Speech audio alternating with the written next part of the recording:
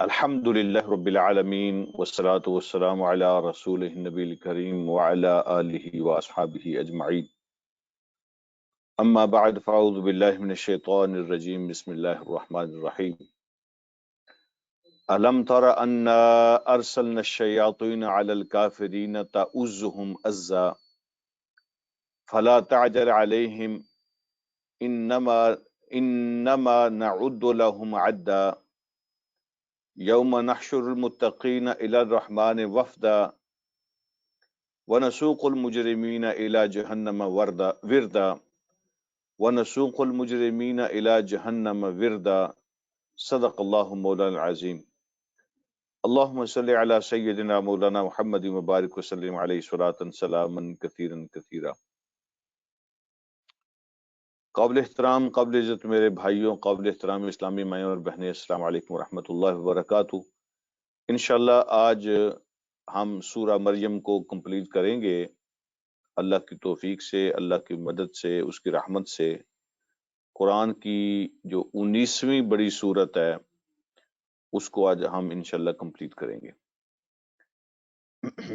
یہ آخری جو رکوع ہے سورہ مریم کا، یہ بھی آپ یوں سمجھیں جیسے کوئی اپنی تقریر کا اینڈ کر رہا ہو اور وہ اپنی تقریر کے اینڈ پہ اس کا خلاصہ پیش کرتا ہے، یا جو مین بلٹس پوائنٹس جس کو کہتے ہیں، تو وہ بڑی بڑے پوائنٹس جو ہیں چند جملوں کے اندر ان کو سمرائز کرتا ہے۔ تو بالکل ایسے ہی لگتا ہے جیسے سورہ مریم کے آخری رکوع میں اللہ رب العالمین نے وہ جو بلٹس پوائنٹس ہیں اور وہ جو خاص پوائنٹ ہیں ان کو اللہ پاک نے سمرائز کیا ہے۔ اور اس میں ایک چیز یہ محسوس ہوتی ہے کہ یہ بڑی جلالی آیات ہیں۔ سورہ مریم کا جو اختتام ہے، آخری رکوع ہے، یہ بہت جلالی آیات لگتی ہیں۔ اس میں اللہ رب العالمین کا جلال نظر آتا ہے، اللہ رب العالمین کا غصہ نظر آتا ہے۔ اور اس آخری رکوع میں جو میسج دیا گیا ہے وہ نبی علیہ الصلوۃ والسلام کو بھی میسج دیا گیا ہے، صحابہ اکرام کو بھی میسج دیا گیا ہے، اور ایک میسج دین کے دشمنوں کو بھی دیا گیا ہے۔ تو یہ تینوں فریق جو ہیں ان سب کو اپنے اپنے انداز میں پیغام پہنچایا گیا ہے۔ حضور علیہ الصلوۃ والسلام کو تسلی دی گئی ہے، اور نبی علیہ الصلوۃ والسلام کے جو ساتھی ہیں، صحابہ اکرام ہیں، ان کو تسلی دی گئی ہے، اور ان کو جو کامیابی ہے یا ان کے جو انعامات ہیں ان کی طرف اشارے کیے گئے ہیں۔ اور جو دشمن ہیں دین کے، تو ان کی جو سزا ہے، ان کی جو وارننگ ہے، تو وہ ہمیں نظر آتی ہے۔ تو ہر تین پارٹیز کو اس میں میسج دیا گیا ہے۔ تو جب ہم اس کو پڑھتے چلے جاتے ہیں تو محسوس ہوتا ہے کہ اللہ رب العالمین کا رعب اور جلال ان آیات سے، ان الفاظ سے جھلکتا ہے۔ تو آج کے سبق کی طرف چلتے ہیں۔ اللہ فرماتے ہیں الم تارا، کیا تم نے دیکھا نہیں ہے؟ اور جب بھی یہ لفظ آتا ہے نا الم تارا، کیا تم نے دیکھا نہیں ہے، اس کا مطلب غور کرنا ہوتا ہے، سوچنا ہوتا ہے، کسی کی کیفیت، کسی کی کنڈیشن، کسی کے حالات پہ غور کرنا، اس کے بارے میں سوچنا اور تھنک تھرو کرنا۔ الم تارا، کیا تم نے دیکھا نہیں، کبھی اس پہ غور نہیں کیا؟ انا ارسلنا الشیاطین علی الکافرین، کہ ہم شیطانوں کو چھوڑ دیتے ہیں کافروں پر، مسلط کر دیتے ہیں، دوسرے لفظ میں اب یہ کہہ سکتے ہیں ہم کچھ شیطان مسلط کر دیتے ہیں کافروں کے اوپر۔ تعزهم عزا، اور وہ ان کو پرووک کرتے رہتے ہیں، وہ ان کو خوب اکساتے ہیں۔ تعزهم عزا، یہ تعزو کا لفظ بھی عزا سے نکلا ہے، دونوں کا مادہ ایک ہے۔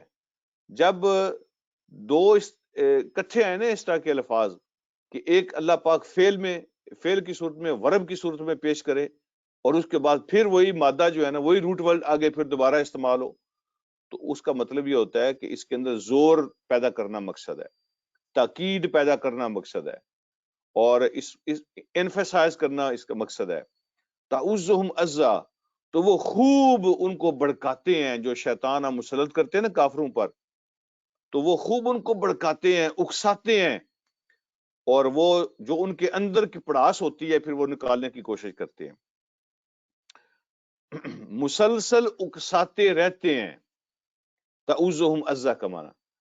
کیا تم نے کبھی غور نہیں کیا کہ جو شیطان ہے، شیطان کی پارٹی ہے، وہ ہم مسلط کر دیتے ہیں کافروں کے اوپر، جو ان کو اکساتے رہتے ہیں اور مسلسل اکساتے رہتے ہیں، پرووک کرتے رہتے ہیں. تو پھر یہاں سوال پیدا ہوتا ہے کہ کافر کہہ سکتے ہیں کہ جب اللہ نے خود ہم پہ شیطان مسلط کر دیے ہیں، ٹھیک ہے، جب اللہ نے شیطان خود ہمارے پیچھے لگا دیے ہیں، ہم پہ مسلط کر دیے ہیں، تو ہمارا کیا قصور ہے؟ تو اللہ جب اس طرح کے شیطان کسی پہ مسلط کرتا ہے تو اس کی وجہ کیا ہوتی ہے؟ اس کی وجہ ہوتی ہے ان کے اندر کی اپنے اندر کی گندگی، ان کے اندر کی اپنی گندی سوچیں، اور ان کے اندر کے اپنے گندے پروگرام، اور وہ میچ کرتے ہیں شیطانوں کے ساتھ، اور وہ چاہتے ہیں شیطانوں کی دوستی، اور ان کا اور شیطانوں کا مقصد ایک ہوتا ہے. اس لیے اللہ رب العالمین ان کی آزمائش اس میں ہوتی ہے کہ اللہ ان کو کھل کے کھیلنے کا موقع دیتے ہیں، اور پھر وہ شیطانوں کا کلب جوائن کر لیتے ہیں، شیطانوں کا کلب وہ جوائن کر لیتے ہیں جو کافرین ہیں، شیطانوں کے دوست بن جاتے ہیں، اور پھر اللہ ان کو شیطانوں کے حوالے ہی کر دیتا ہے. یہ مطلب ہے انا ارسلنا شیاطین علی الکافرین، کہ ہم ان کافروں کو شیطانوں کے حوالے ہی کر دیتے ہیں، ٹھیک ہے، ان کو ہم مسلط کر دیتے ہیں شیطانوں کو ان کافروں کے اوپر. پھر وہ کیا کرتے ہیں؟ تعوزہم عزا، پھر ان کو سیدھے راستے کی طرف نہیں آنے دیتے، صحیح بات سوچنے نہیں دیتے، اور ان کو دین کے خلاف اکساتے رہتے ہیں، بھڑکاتے رہتے ہیں، پرووک کرتے رہتے ہیں، مسلسل کرتے رہتے ہیں. ہوتا کیا ہے؟ ہوتا یہ ہے کہ ہر روز کوئی نئی بات، ہر روز کوئی نیا حربہ، ہر روز کوئی نیا حملہ، ہر روز کوئی نئی گالی، تو وہ شیطان ان کو ایجاد کر کے دیتے ہیں، ان کی زبانوں پہ چڑھاتے ہیں. اور دیکھیں نا، ہوتا یہ ہے کہ زمانے کے ساتھ ساتھ جب وقت گزرتا ہے، نئی باتیں سامنے آتی رہتی ہیں، ہر روز نئے انسیڈنٹ ہوتے رہتے ہیں، نئے واقعات ہوتے رہتے ہیں، تو پرانی باتیں جو ہیں وہ نیچے چلی جاتی ہیں. اگر آپ فیس بک یوز کرتے ہیں، سوشل میڈیا یوز کرتے ہیں، تو آپ کو اس کا بڑا اچھا اندازہ ہوگا کہ آج ایک خبر آتی ہے فیس بک پہ، تو اگلے 2-3 دن کے اندر وہ کہیں نیچے چلی جاتی ہے، اور دنیا میں ایسی نئی نئی باتیں ہو رہی ہوتی ہیں، وہ اوپر آ جاتی ہیں، اور وہ کل پرسوں والی بات جو ہے وہ نیچے چلی جاتی ہے. اور جب وہ بات نیچے چلی جاتی ہے تو اس کی اہمیت پھر کم ہو جاتی ہے، ٹھیک ہے، پھر نئی بات سامنے آ جاتی ہے. تو ہوتا یہ ہے کہ یہ جو شیاطین ہیں، یہ کفار کو بھڑکاتے رہتے ہیں، اکساتے رہتے ہیں، اور نئی نئی باتیں بتاتے رہتے ہیں کہ اب پہلی بات نیچے چلی گئی ہے، اب ایک نئی بات چھوڑو، ایک نیا حربہ استعمال کرو، ایک نیا حملہ کرو، ایک نئی گالی دو، ٹھیک ہے، مارکیٹ کے اندر ایک نیا تانا جو ہے نا، اور ایک نیا الزام وہ پھینکو مارکیٹ کے اندر. تو ہر روز یہ نئی چال کے ساتھ آتے ہیں تاکہ پرانی نہ لگے، اور وہ اس کے اندر جو ہے نا وہ فریش اٹیک ہوتا ہے اس کے اندر. تو نئی سکیم، نیا حملہ، نئی بات، اس کے ساتھ وہ آتے ہیں. اور میں آپ سے اگلی بات بھی عرض کروں، اس کے لیے ادارے بنے ہوئے ہیں، ٹھیک ہے، یہ جو نئی باتیں، نئے حملے، نئے سلوگن ہوتے ہیں نا، اس کے لیے مکمل ادارے بنے ہوتے ہیں، اس کے لیے یونیورسٹیز کام کر رہی ہوتی ہیں، اس کے لیے چینل بنے ہوتے ہیں، چینل، اس کے لیے فورمز بنے ہوتے ہیں، اور ان کا بڑا ہیوی بجٹ ہوتا ہے. ان کا کام ہی صرف یہ ہوتا ہے کہ جن کے اندر اٹریکشن ہو، ٹھیک ہے، جن کے اندر اثر ہو، وہ نعرے، وہ الفاظ، وہ گالیاں، وہ حملے، وہ حربے وہ تیار کرتے ہیں. ان کا کام ہی یہ ہوتا ہے، تو وہ مارکیٹ کے اندر پیش کرتے رہتے ہیں. تو یہ اللہ رب العالمین جو ارشاد فرما رہے ہیں نا، یہ اس کا مطلب ہے تعوزہم عزا، شیطان ہم ان پہ مسلط کر دیتے ہیں، اور پھر وہ ان کو اکساتے رہتے ہیں مسلسل، پر وہ کرتے رہتے ہیں مسلسل، اور وہ کنٹینیوسلی آپ یوں سمجھیں کہ ایک حملے کی کیفیت میں رہتے ہیں. اگلی بات اللہ رب العالمین فرماتے ہیں فلا تعجل علیہم، آپ ان کے بارے میں جلدی نہ کیجیے. ہوتا ہے نا کہ پنجابی کا ایک لفظ ذہن میں آ گیا، پنجابی میں کہتے ہیں فلاں کا مکو ٹھپ لو، ہے جی، مکو ٹھپنا کسی کا. تو بعض کا ذہن میں آتا ہے کہ اللہ ان کا مکو کیوں نہیں ٹھپتا، ٹھیک ہے، اللہ ان کا بندوبست کیوں نہیں کر لیتا. تو اللہ کو تو پتہ ہے کیا ہو رہا ہے، تو اللہ ان کی گچی پہ، ان کی گردن پہ کیوں نہیں دباتا ان کی گردن کو. تو کیوں نہیں جان چھڑا دیتا ہے؟ تو نبی علیہ الصلوۃ والسلام کو اللہ رب العالمین نے فرمایا فلا تعجل علیہم، اور حضور علیہ الصلوۃ والسلام کے ذریعے سے سارے اہل ایمان کو میسج دیا ہے فلا تعجل علیہم، جلد بازی نہ کریں. یعنی اللہ کی اپنی سکیم ہوتی ہے، اللہ کا اپنا ایک پروگرام ہوتا ہے، اور اللہ اس کے مطابق سارے کام کرتا ہے. تو اللہ کی سکیم کے مطابق سارے کام ہونے ہیں. تو اللہ فرماتے ہیں فلا تعجل علیہم، ان کے بارے میں آپ جلدی نہ کریں. انما نعد لهم عدا، ہم ہر چیز ان کی گن کے رکھ رہے ہیں، ہم گن رہے ہیں، ہر چیز کی گنتی کر رہے ہیں. تو یہ جو لفظ اللہ نے فرمایا نا، ہر چیز کی گنتی کر رہے ہیں، یہاں پر بھی نعدو کا معنی گنتی کرنا، اور عدا پھر اگین وہی روٹ ورڈ استعمال کیا. تو یہاں بھی تعوذہم عزا کی طرح نعد عدا 2 دفعہ آ گیا. تو یہاں بھی مسلسل ہر چیز گنتے چلے جا رہے ہیں. یہ ان کی جو ہے نا وہ کاؤنٹ ڈاؤن جس کو کہتے ہیں نا، کاؤنٹ ڈاؤن ہو رہا ہے ان کا. تو اس کا مطلب یہ ہوتا ہے کہ سانسیں گنی جا رہی ہیں، الفاظ گنے جا رہے ہیں، دن گنے جا رہے ہیں. ان کی ہر چیز کو ہم نے گنا ہوا ہے، ہر چیز کا کاؤنٹ ڈاؤن ہو رہا ہے، اور ہر چیز کو اکاؤنٹیبل کیا جا رہا ہے، سارے حساب لگائے جا رہے ہیں، سب فائلیں تیار ہو رہی ہیں. آپ یہ پریشان نہ ہوں، ہم نے ہر چیز کی گنتی کی ہوئی ہے. تو سانسیں تک گنی ہوئی ہیں، سانسیں. یعنی آپ دن اور رات اور ہفتے مہینے سال چھوڑ دیں، سانس تک گنی ہوئی ہے. سانس تک کتنے سانس اندر جانے ہیں، کتنے بار، وہ بھی ہر چیز گنی ہوئی ہے. یعنی 24 آورز کے اندر ایک نارمل آدمی جو ہے تقریباً 24-25 ہزار مرتبہ سانس لیتا ہے. 24 آورز میں ایک نارمل آدمی جو ہے کوئی 24-25 ہزار، مور دین 24-25,000 ٹائمز وہ سانس لیتا ہے. اور ایک سانس جو ہے نا وہ کاؤنٹ ہو رہا ہے. آپ یہ نہ سمجھیں کہ ہم نے ان کو چھوڑا ہوا ہے اور ہمیں کوئی پتہ نہیں ہے. تو اللہ فرماتے ہیں آپ جلدی نہ کریں، ان کا ہر قدم، ان کا ہر لفظ، ان کی ہر چیز، ہر گناہ کا ریکارڈ ہے، کچھ نہیں چھوڑیں گے. جب ہم سانسیں گن رہے ہیں تو ان کے جرم ہم کیسے چھوڑ دیں گے، ان کے کرائم ہم کیسے چھوڑ دیں گے، ان کے گناہ ہم کیسے چھوڑ دیں گے. جب ہم ان کی سانسیں گن رہے ہیں تو وہ چیزیں کیسے چھوڑ دیں گے. ہر چیز کا حساب ہو رہا ہے، آپ فکر نہ کریں. اور جب وہ اسکیم آئے گی جو اللہ نے رکھی ہوئی ہے ان کے لیے، تو پھر ان پہ ہاتھ ڈال لیا جائے گا. تو اللہ رب العالمین فرماتے ہیں فلا تعجل علیہم، ان کے بارے میں جلدی نہ کریں. انما نعد لهم عدا، ہر چیز کو ہم نے گنا ہوا ہے، ہر بندے کی سانسیں بھی گنی ہوئی ہیں. تو بعض کا جو ہے نا یہ جب کسی کی جان اللہ کی طرف سے لے لی جاتی ہے تو لوگ بھی جو کہتے ہیں یہ تو بھی جوان تھا، اس کا تو بھی ٹائم نہیں تھا، اس کا تو یہ تھا، اس کا تو وہ تھا. تو ہر چیز گنی ہوئی ہے. جب وہ گنتی پوری ہو جاتی ہے تو بس ختم ہو جاتا ہے. تو گن کے دی ہوئی ہر چیز اللہ نے. ہمیں ہر چیز کا استعمال درست طریقے سے کرنا چاہیے. ہمیں اس دنیا میں جو چیز بھی ملی ہوئی ہے وہ گنتی کے حساب سے ملی ہوئی ہے، دوبارہ نہیں ملنی. ایک ہی اننگز ہے، ایک ہی میچ ہے زندگی کا. زندگی میں ایک ہی اننگز ہے، دوسری اننگز نہیں ہے. اور ہر چیز گن کے ملی ہوئی ہے، ٹھیک ہے، وہ دوبارہ نہیں ملتی. تو وہ اللہ رب العالمین نے گن کے دی ہوئی ہر چیز. اگلی بات اللہ فرماتے ہیں یوم نحشر المتقین الی الرحمن وفدا. اب یہ تسلیاں ہیں اہل ایمان کے لیے. اس دن جس دن ہم متقین کو، خدا خوفی رکھنے والوں کو اکٹھا کریں گے، جمع کریں گے، رحمان کے سامنے آئیں گے وفدن، مہمانوں کی طرح. وفدن کا معنی ہے مہمانوں کی طرح. یہ جیسے ہم اپنی زبان میں استعمال کرتے ہیں نا، فلاں کا وفد آیا تھا، وفود آنا، تو اس کا معنی مطلب ہوتا ہے. تو قیامت کے دن ہم متقین کو اکٹھا کریں گے رحمان کے سامنے، اور وہ آئیں گے وہاں مہمانوں کی طرح، ان کی مہمان نوازی وہاں ہوگی.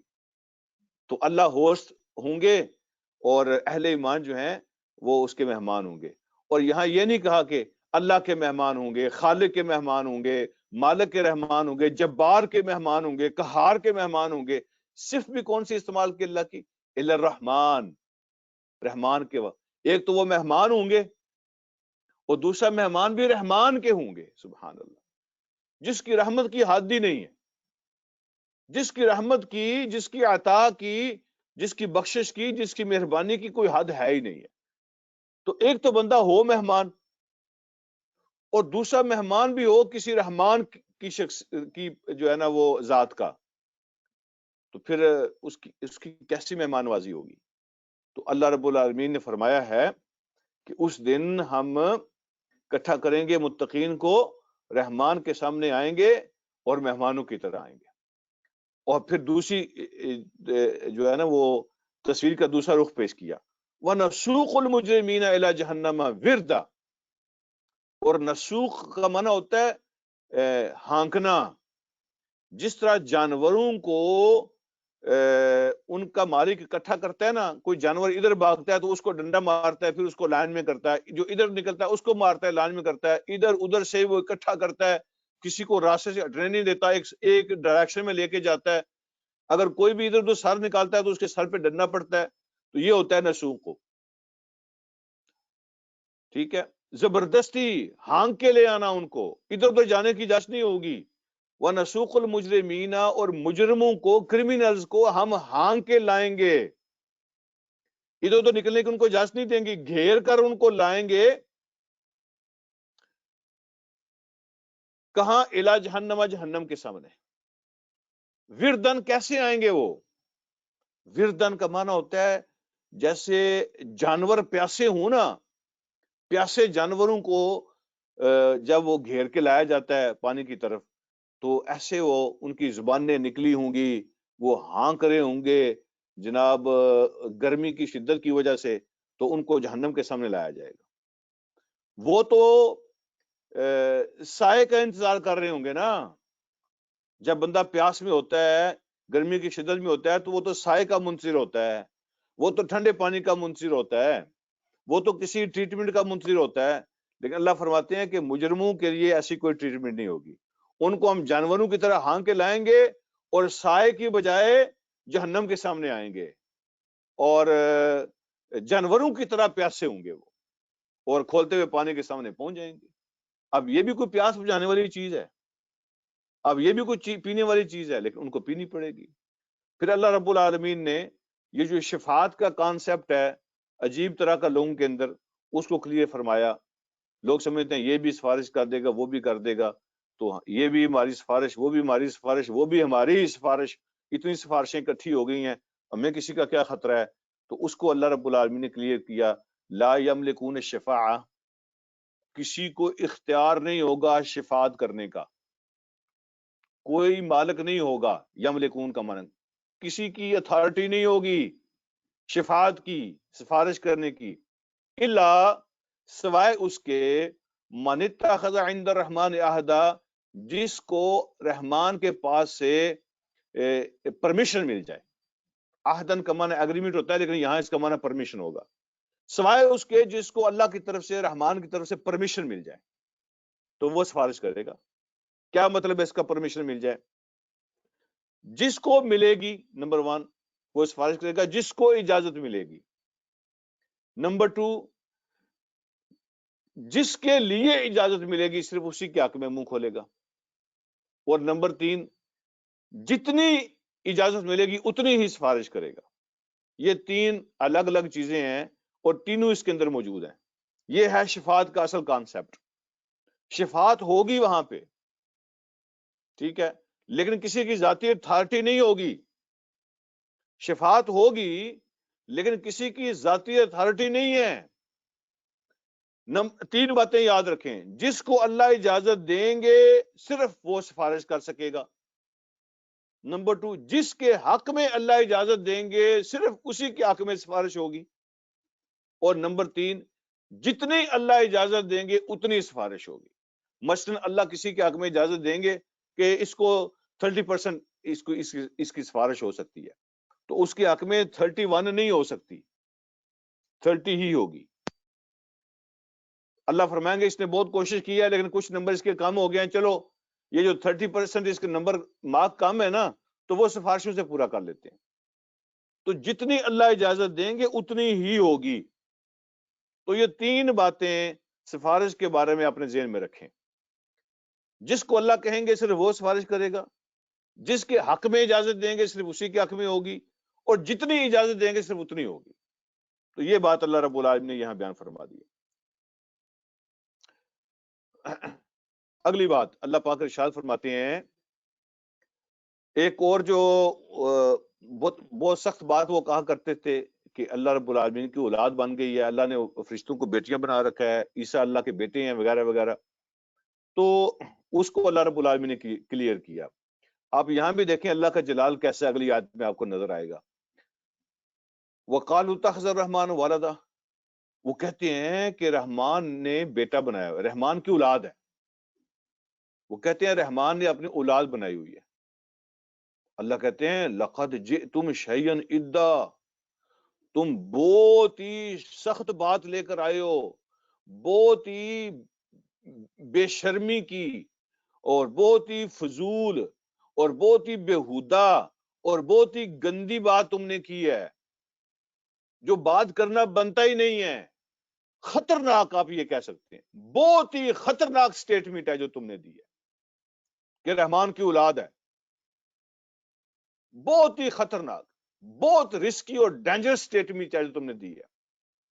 لقد جئتم شیئا ادا، تم ایسی چیز لے کے آئے ہو کہ جو بہت ہی ڈینجرس اور بہت ہی کتنی خطرناک ہے یہ بات جو تم نے کی ہے۔ تو آپ یہاں اللہ کا جلال دیکھیں، تکاد السماوات یتفطرن منہ، تو قریب ہے کہ اس سے آسمان پھٹ جائیں، وتنشق الارض، اور اس سے زمین پھٹ جائے، شق ہو جائے نا، زمین شق ہو جائے، وتخر الجبال، اور اس سے پہاڑ گر جائیں، حدن ریزہ ریزہ ہو کے، پہاڑ ختم ہو جائیں، وہ ریزہ ریزہ ذرے بن جائیں اس کے، اتنی سخت بات ہے۔ ان دعوا للرحمن ولدا، کہ یہ لوگ رحمان کے لیے اولاد کا دعویٰ کر رہے ہیں، یہ رحمان کے لیے اولاد کا دعویٰ کر رہے ہیں، اور اس طرح کی باتوں سے آسمان پھٹ سکتا ہے، زمین شق ہو سکتی ہے، پہاڑ ریزہ ریزہ ہو سکتے ہیں۔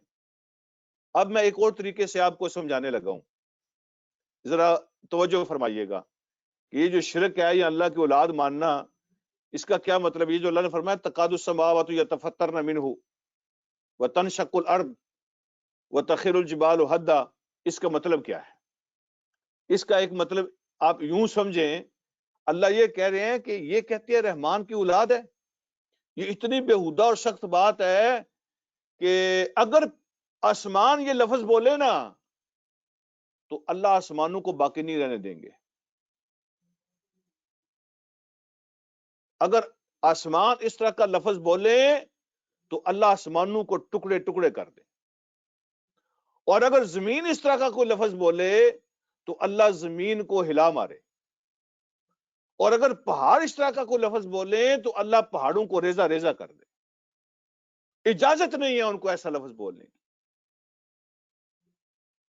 کیا مجال ہے آسمانوں کی کوئی ایسا لفظ بولے؟ اگر آسمان ایسا لفظ بولے تو قائم نہیں رہ سکتے، کوئی زمین اگر ایسا لفظ بولے تو قائم نہیں رہے گی، اور اگر پہاڑ ایسا کوئی لفظ بولے تو اللہ ان کو قائم نہیں رہنے دیں گے۔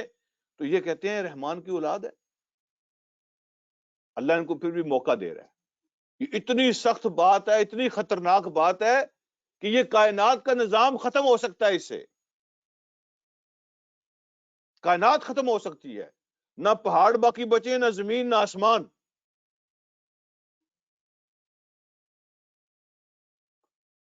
اگلی بات اللہ رب العالمین نے ارشاد فرماتے ہیں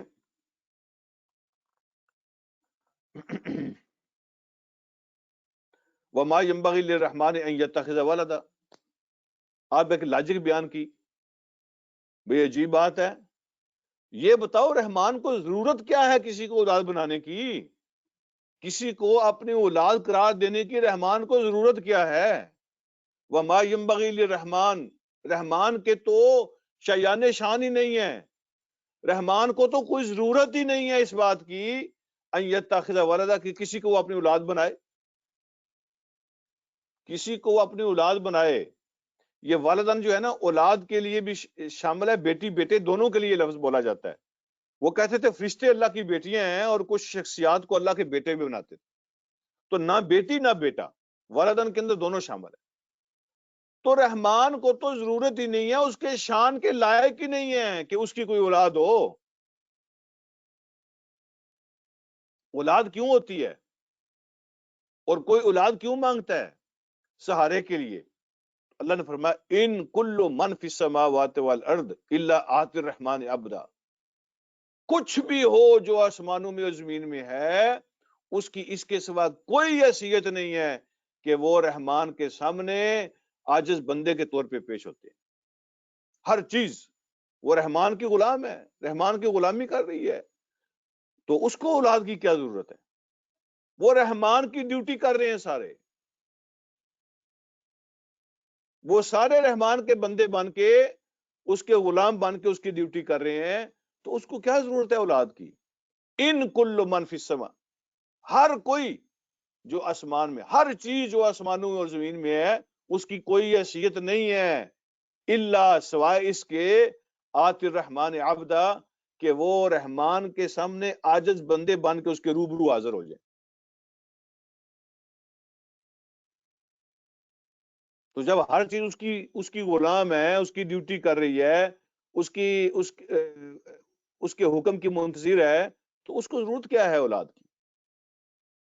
لقد احصاہم وعدہم عدا. اللہ رب العالمین نے ہر چیز کو گھیرے میں لیا ہوا ہے، ہر چیز اس کے گھیرے میں ہے. اور طاقت اس کی اتنی ہے، نہ تو اس کو کمزوری ہے، نہ محتاجی ہے کہ وہ اس کے کوئی بچے ہوں یا کسی سے وہ کام کرائے. لقد احصاہم، اس نے ہر چیز کا احاطہ کیا ہوا ہے، اس نے ہر چیز کو گھیرا ہوا ہے. وعدہم عدا، اور ہر چیز کا ریکارڈ اس کے پاس ہے، اس نے ہر چیز کو گن گن کے رکھا ہوا ہے. ہر چیز اس کے حساب کتاب کے اندر ہے، ہر چیز اس کے کنٹرول میں ہے، گن کے رکھا ہوا ہے ہر چیز کو، ادھر ادھر ہو جائے مجال نہیں کسی کی. تو اس کی ضرورت کیا ہے؟ پھر فرمایا وَكُلُّهُمْ آتِيهِ يَوْمَ الْقِيَامَةِ فَرْدًا، اور یہ سارے کے سارے حاضر ہو جائیں گے قیامت کے دن اس کے سامنے اکیلے اکیلے، فردن فردن. یہ ساری چیزیں جو ہیں، جن بھی انسان بھی، یہ سب اللہ کے سامنے فردن فردن حاضر ہوں گے قیامت کے دن، اکیلے آئیں گے. کوئی جتھے، کوئی گروپ، کوئی پارٹی، کوئی طاقت، کوئی وسائل، کوئی سورسز، کچھ نہیں ہوگا. وہ اکیلے جس طرح دنیا میں آیا تھا اس طرح واپس رحمان کے سامنے حاضر ہوگا. حساب اکیلے اکیلے دینا ہے، وہاں اکاؤنٹیبلٹی اکیلے اکیلے کی ہوگی. اور اس کے بعد اللہ فرماتے ان الذین آمنوا وعملوا الصالحات سیجعل لهم الرحمن ودا. سبحان، یہ بہت بڑی آیت ہے، بہت بڑی آیت ہے. تو اس کے اندر اللہ پاک نے ایک زبردست سلیبس بیان کیا ہے. بے شک وہ لوگ جو ایمان لائے اور انہوں نے نیک اعمال کیے، جو لوگ ایمان لائے انہوں نے نیک اعمال کیے. اب اگلی بات سنیں، سیجعل، ان قریب بنا دے گا، لہم ان کے لیے، رحمان وہ رحمان ان قریب ان کو عطا کرے گا، ان کو دے گا، ان کے لیے بنا دے گا ودن، محبت. رحمان ان کے لیے ان قریب ان کو محبت عطا کرے گا. وہ لوگ جو ایمان لائے اور نیک عمل کیے تو رحمان ان کو محبت عطا کرے گا. اب اس کا مطلب سمجھیں آپ، یہ محبت عطا کرے گا کیا مطلب ہے؟ ایک مطلب تو یہ ہے کہ اللہ رب العالمین ان کو اپنی محبت عطا کرے گا، یعنی اللہ ان کو توفیق دے گا کہ وہ رحمان سے محبت کریں.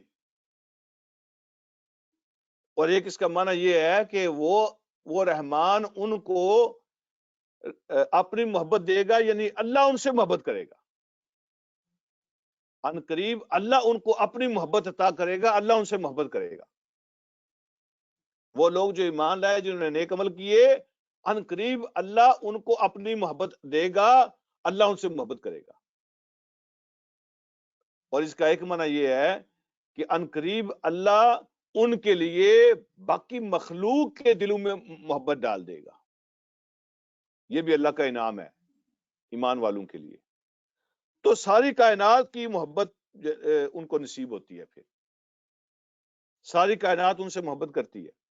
وہ جو حدیث ہے نا یہ اس کی صحیح تشریح کرتی ہے کہ جب اللہ کسی سے محبت فرماتے ہیں تو پھر عرش پہ اعلان ہوتا ہے کہ اللہ فلاں اپنے بندے سے محبت کرتے ہیں، تم بھی محبت کرو.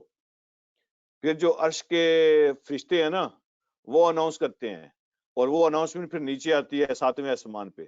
وہاں پہ جو فرشتے ہیں وہاں اناؤنس ہوتا ہے، پھر وہ اناؤنسمنٹ نیچے آتی ہے، پھر 6 آسمان پہ، پھر 5ویں پہ. یہ سرکل ہوتا ہے نا اناؤنسمنٹ کا. جہاں جہاں یہ اناؤنسمنٹ پہنچتی ہے وہ آگے اناؤنس کرتے ہیں، اور یہ اناؤنسمنٹ چلتے چلتے پھر زمین پہ آتی ہے، پھر سمندروں کی تہوں میں، زمین کے اندر، پھر جہاں جہاں بھی کوئی مخلوق ہے وہاں پہ یہ سرکل پہنچتا ہے اللہ رب العالمین کی آواز کا. یہ کیڑیاں اور مچھلیاں جو ہیں ان تک بھی اللہ کی یہ آواز پہنچتی ہے، اور وہ اس کے لیے محبت کرتی ہیں، اس کے لیے دعائیں کرتی ہیں. یہ ہے اللہ کی محبت کا سرکل. تو اللہ ان کو محبت عطا کرے گا، مخلوق کے دل میں ان کی محبت ڈالے گا. سبحان اللہ. اور اس کے لیے سلیبس کیا ہے؟ ساری کائنات کی رحمان سمیت محبت لینے کا سلیبس کیا ہے؟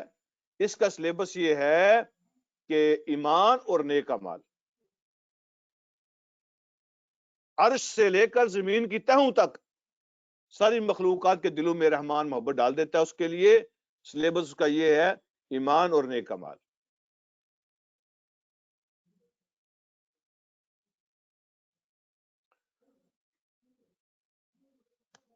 آپ نے دیکھا ہوگا سبحان اللہ، کبھی کبھی اللہ اپنی یہ شانیں دکھاتا ہے نا. کچھ لوگ دنیا میں تو نہ ان کے کپڑے بہت قیمتی ہوتے ہیں، نہ ان کے مکان بہت اعلیٰ ہوتے ہیں، نہ ان کی گاڑیاں بہت اعلیٰ ہوتی ہیں، لیکن آپ نے دیکھا ہوگا اور ہم نے بھی دیکھا ہے کہ بڑی بڑی گاڑیوں والے اور بڑے بڑے منصب والے اور بڑے بڑے سیٹھ لوگ جو ہیں ان کے ساتھ ہاتھ ملانے کے لیے لائن میں کھڑے ہوتے ہیں اور ان کا انتظار کرتے ہیں. یہ اللہ کی شان ہے، یہ اللہ کی شان ہے. یہ اللہ کی طرف سے ان کو احترام ملتا ہے، محبت ملتی ہے. ایمان اور نیک اعمال، یہ اس کا سلیبس ہے. سبحان اللہ. تو اللہ رب العالمین نے اگلی بات ارشاد فرمائی فَإِنَّمَا يَسَّرْنَاهُ بِلِسَانِكَ، بے شک ہم نے اس قرآن کو آسان بنا دیا ہے آپ کی زبان پہ. ہم نے اس قرآن کو آپ کی زبان پہ آسان کر دیا ہے. وجہ یہ ہے لِتُبَشِّرَ بِهِ الْمُتَّقِينَ، تاکہ آپ خوشخبری سنائیں اس قرآن کے ذریعے سے اللہ سے ڈرنے والوں کو، اللہ سے ڈرنے والوں کو، تقوی والوں کو اس قرآن کے ذریعے سے آپ خوشخبریاں سنائیں. وَتُنذِرَ بِهِ قَوْمًا لُدًّا، اور آپ ڈرائیں، وارننگ دیں اس قرآن کے ذریعے سے ان لوگوں کو جو اللہ کے ساتھ جھگڑا کر رہے ہیں، فطرت کے ساتھ جھگڑا کر رہے ہیں، اپنے ضمیر کے ساتھ جھگڑا کر رہے ہیں. جو جھگڑالو لوگ ہیں اللہ کے ساتھ، انسانوں کے ساتھ، ضمیر کے ساتھ، فطرت کے ساتھ جھگڑا کر رہے ہیں، ان کو آپ وارننگ دے دیں اس قرآن کے ذریعے سے. تو قرآن کو آسان کر دیا، کیا مطلب؟ قرآن کوئی آسان چیز تھوڑی ہے. اللہ تو کہتے ہیں ہم نے قرآن کو آسان کر دیا آپ کی زبان کو. تو جو قرآن کو سمجھنا چاہتا ہے اور جو اس کے دل میں خواہش پیدا ہو جاتی ہے قرآن کو سمجھنے کی، اور پھر اس کے لیے وہ پریکٹیکل سٹیپ بھی لینا شروع کر دیتا ہے، تو اللہ اس کے دل کے دروازے کھول دیتے ہیں، اس کے لیے آسانیاں پیدا کر دیتے ہیں، اسباب پیدا کر دیتے ہیں. طلب شرط ہے، چاہت شرط ہے، اس کے لیے پھر اللہ آسان کر دیتے ہیں. اور جس کے دل میں یہ نہیں ہوتی وہ پڑھتا رہے، اس کو سمجھ کوئی نہیں آتی ہے پھر نکل جاتی ہے. تو آسان اس کے لیے اللہ کرتے ہیں جس کے دل میں طلب ہوتی ہے، اس کے لیے بہت آسان ہے، اللہ سمجھا دیتے ہیں سارا کچھ. اور یہاں پہ میں ایک اور چھوٹا سا نقطہ جو ہے نا وہ آپ سے عرض کرنا چاہتا ہوں. یہاں اللہ نے یہ نہیں فرمایا کہ ہم نے قرآن بھیجا ہے تاکہ لوگ قرآن پڑھیں اور ڈر جائیں، بات ختم. ہم نے قرآن بھیجا ہے تاکہ لوگ قرآن پڑھیں اور خوشخبریاں ان کو مل جائیں. تو قرآن آ گیا نا بھائی، پڑھو اور خوشخبریاں لے لو، اور پڑھو اور ڈر جاؤ، قرآن کافی ہے. لیکن اللہ نے درمیان میں ایک لفظ رکھا، اور وہ لفظ یہ ہے لِتُبَشِّرَ وَتُنذِرَ. اس کا معنی ہوتا ہے کہ آپ ان کو خوشخبری دیں، اور اے نبی آپ ان کو ڈرائیں. آپ ان کو خوشخبری دیں اور آپ ان کو ڈرائیں. اللہ نے یہ نہیں کہا ہم نے قرآن بھیجا ہے کہ پڑھو قرآن اور ڈر جاؤ، پڑھو قرآن اور خوشخبری لے لو، پڑھو قرآن تو خود ہی کر لو جو کچھ کرنا ہے، ایسا نہیں ہے۔ اللہ کے نبی کی ذات کو درمیان میں رکھا ہے، اور اگر کوئی اللہ کے نبی کو درمیان سے نکال دے تو قرآن نہیں اس کو سمجھ آتا۔ اللہ رب العالمین نے قرآن کے لیے اپنے نبی کو درمیان میں رکھا تاکہ آپ سنائیں خوشخبری۔ تو قرآن تو ہوگا ہی وہ جو اللہ کے نبی کے ذریعے سے پہنچے گا، اور قرآن کی وضاحت ہوگی وہ جو اللہ کے نبی کے ذریعے سے آئے گی، تشریح ہوگی وہ جو اللہ کے نبی کریں گے، اور جو ہے نا وہی بات قانون ہوگا جو اللہ کے نبی فرمائیں گے۔ اس لیے اللہ کے نبی کو اللہ نے درمیان میں رکھا ہے، ان کو سائڈ پہ کر دینا تو کچھ بھی نہیں بچتا۔ یہ کہتے ہیں نبی کی ضرورت نہیں ہے، قرآن آ گیا ہے۔ تو اللہ فرماتے ہیں لے تو بشرا، آپ سنائیں، آپ متقین کو خوشخبریاں، وَتُنذِرَ بِهِ، اور آپ ڈرائیں آپ ان لوگوں کو جو جھگڑالو ہیں۔ اور پھر اختتام آ رہا ہے سورت کا، تو اللہ رب العالمین فرماتے ہیں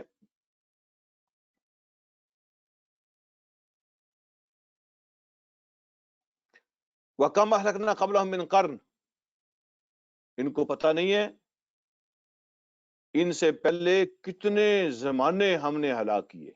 قرن کا معنی ہوتا ہے زمانہ، اور یہاں زمانے کا مطلب امتیں ہیں، لوگ ہیں۔ ان کو پتہ نہیں ہے کم اہلکنا، کتنے ہم نے ہلاک کیے ان سے پہلے، من قرن، زمانے، کتنی امتیں، کتنے زمانے کے لوگ ان سے پہلے ہم نے ہلاک کیے۔ وہ بھی کہتے تھے ہمیں کون پوچھے گا، ٹھیک ہے، وہ بھی یہی کہتے تھے ہمیں کون چھیڑے گا۔ تو ان کو پتہ نہیں ہے کہ ہم نے کتنوں کو تباہ کیا اور کتنوں کو ہلاک کیا۔ پھر اللہ رب العالمین فرماتے ہیں آخری آیت میں هل تحس منهم من احد او تسمع لهم رکزا، تو پھر آپ کوئی ان میں سے کوئی دکھائی دیتا ہے یا ان میں سے کوئی ابھی سنائی دیتا ہے؟ تو کدھر ہیں جو بڑے بڑے دعوے کرنے والے کہتے تھے ہم خدا ہیں؟ تو آج نہ کوئی دکھائی دیتا ہے نہ کوئی سنائی دیتا ہے۔ حل تو حص منہم من احد، کیا آپ کوئی محسوس کرتے ہیں ان میں سے کسی کو؟ یعنی کوئی نظر آ رہا ہے؟ تو حص یہ حص سے ہے، حص محسوس کرنا، اس کو پانا، اس کو سامنے دیکھنا، کیا ان میں سے کوئی ایک بھی آپ کو نظر آ رہا ہے؟ اور تسمع لهم رکزا، یا ان کی بھنک، رکزن کا معنی بھنک بھی، یعنی ایک ہے کہ کلیئر، لاؤڈ اینڈ کلیئر آپ کسی کو سن رہے ہیں، ایک ہے کوئی بھنک، کوئی سرگوشی پتہ چل جائے ان کی۔ اللہ فرماتے ہیں کہ ان کی کوئی بھنک بھی ہے، پڑ رہی ہے آپ کے کانوں میں، کوئی نظر آ رہا ہے آپ کو ان میں سے، کسی کی آواز آ رہی ہے ان میں سے، کوئی دکھائی دے رہا ہے، کوئی سنائی دے رہا ہے؟ وہ کہتے تھے ہمارے بغیر کچھ ہو ہی نہیں سکتا، تو کدھر گئے ہیں ابھی؟ نہ کوئی دکھائی دے رہا ہے نہ کوئی سنائی دے رہا ہے۔ تو یہ ان کو پتہ نہیں ہے ان سے پہلے ہم نے کتنی قومیں تباہ کی ہیں۔ تو یہ سورہ مریم کا سبق ہے آخری۔ اللہ مجھے اور آپ کو سمجھنے کی عمل کی توفیق عطا فرمائے۔ وآخر دعوانا الحمدللہ رب العالمین۔ کسی